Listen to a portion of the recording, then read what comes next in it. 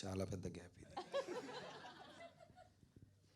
నిజంగా గుర్తులేదండి, ఫస్ట్ ఎప్పుడు తిన్నాను నిజం గుర్తులేదు, కానీ బాగా స్టేపుల్ ఫుడ్ అండి నాకు. అంటే అరే ఇవన్నా గుర్తొచ్చింది. యాక్చువల్లీ నాకు ఎందుకు ఇంత సినిమా బాగా నచ్చిందంటే దాంట్లో చికెన్ పాత్ర కూడా అయి ఉంటుంది.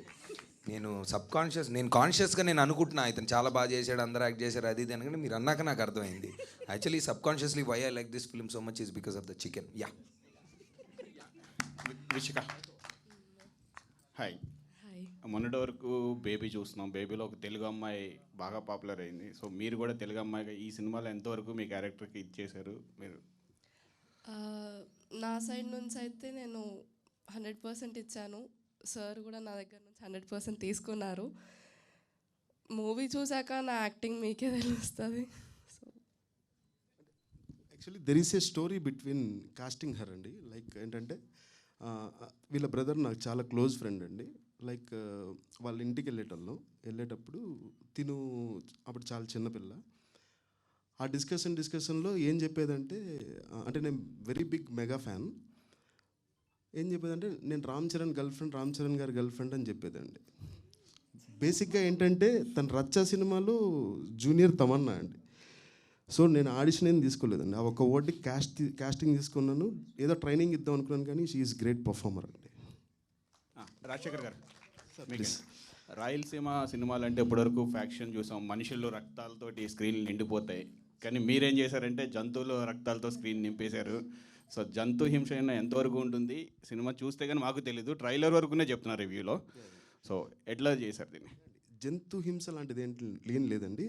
లైక్ ట్రెడిషన్ అండి, ట్రెడిషన్ కళ్ళకు కట్టట్టుగా చూపించాం. ఒక జాతర జరిగేటప్పుడు ఆ సౌండ్ కానీ, ఆ వైబ్ కానీ, ఆ మేకలు కానీ, ఇవి లైవ్లో మనం ఎలా ఉంటుందో ఆ నేటివిటీని ప్రజెంట్ చేసామండి. ఇంటెన్షనల్లీ జంతువుల్ని చేసింది ఏం లేదు.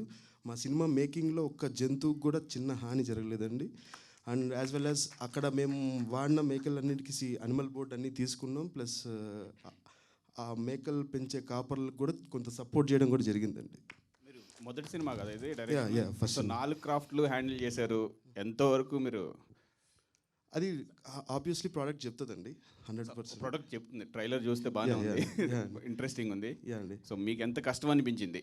ఒక డిపార్ట్మెంట్ చేయడమే కొంచెం చాలా మందికి కష్టం, కానీ 4 డిపార్ట్మెంట్లు మీరు హ్యాండిల్ చేసేటప్పుడు మీకు అది తెలియదండి. సముద్రంలో దూకి ఈదడమే మనకంత, ఇది కష్టమా ఇష్టమా అని అంత క్లారిటీ లేదు, చేయడమే అండి. రాజశేఖర్ గారు, please. Ready.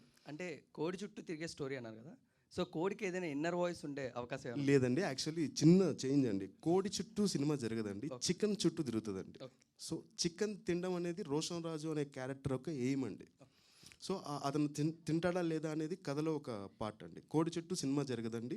As well as ఇంకొకటండి, మనం తెలుగు వాళ్ళు అన్ని ప్రాంతాల మందే, ఇది ఏ ఒక్క ప్రాంతానికి చెందిన చిత్రం కాదండి. Let's celebrate together. అంటే మనం అన్ని యాసలు అన్నీ కలిస్తేనే తెలుగు వాళ్ళం అండి.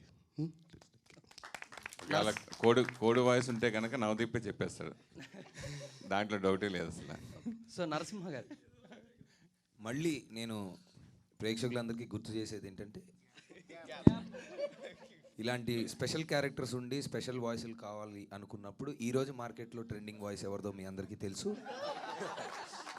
3వ ఐడియా ఇచ్చారండి. అలాంటి ఏమన్నా కనుక వస్తే కనుక మీ ఎవరిని అడగాలో మీకు తెలుసు. Thank you sir. నవదీప్ గారు క్వశ్చన్. బావ క్యారెక్టర్ గురించి ఇందాక వచ్చింది కదా, అల్లు అర్జున్ గారు పుష్ప క్యారెక్టర్ తర్వాతే మీరు రాయలసీమ క్యారెక్టర్ గురించి న్యూ సెన్స్ కదండి, న్యూ సైన్స్గా తర్వాత ఇప్పుడు కూడా ఇదే కథ ఎంచుకున్నారు, రాయలసీమ బ్యాక్గ్రౌండ్ కథని. సో ఇటీవే కంటిన్యూ చేస్తారా లేదా? యాక్చువల్లీ న్యూ సెన్స్ వచ్చినప్పుడు అది అంటే నాకు చిన్నప్పటి నుంచి ఉండేదండి. నాకు ఎప్పుడో కమల్ హాసన్ గారి డబ్బింగ్ సినిమాలు ఇంత మునుపు చిన్నప్పుడే